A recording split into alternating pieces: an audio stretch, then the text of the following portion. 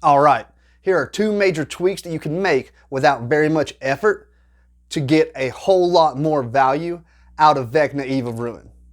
I'm Dad the Dungeon Master. I've been a DM for over 10 years and I'm a published author.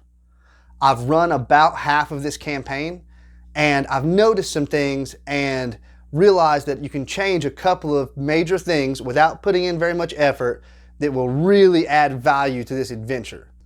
The first thing you want to do, if you're determined to run the whole campaign, is, and there are major spoilers coming, so if you're a player intending on playing in this campaign, you may want to get out of here. There's a major storyline where Mordenkainen is actually Cass in disguise.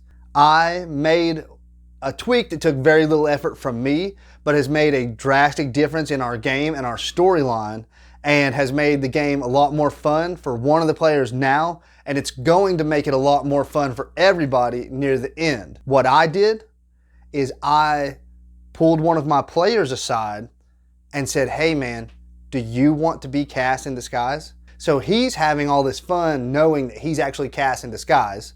And then at the end, when the twist comes out and everybody finds out, it's going to be great for all the players. And his character is like a prisoner of Cass. He's off to the side. Whenever it's revealed that he's Cass, I'll take over and run Cass, and his player will get freed. So all the leveling he's doing is still going to apply to his character. He just won't be the same guy that was with the party the whole time. So the player still gets to play his character, but there's this huge wrinkle where he was actually Cass the whole time.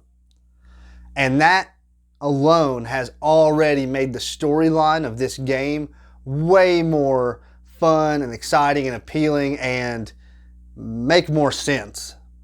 Tweak number 2, and this is the really good one. Don't run it. Wait, let me explain. The structure of this campaign is the major issue. But there is some really good content in there.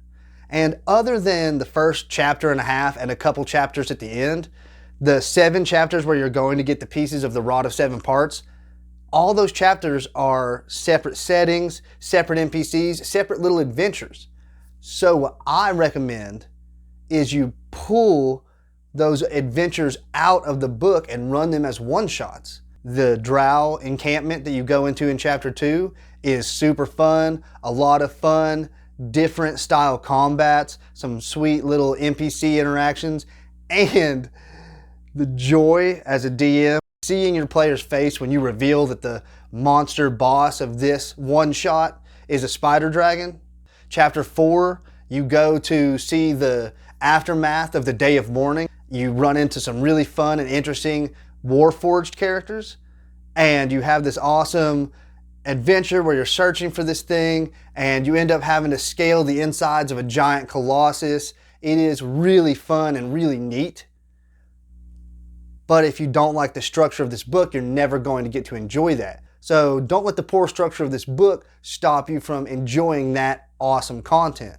Pull it out, run it as one-shots. All right, so those are my 2 major tweaks. If you've made it this far, throw me a like. If you want to keep up with D&D current events or hear about any of the other campaigns that I've done breakdowns of, feel free to subscribe. Here's some of my other videos you might like. Thanks, guys.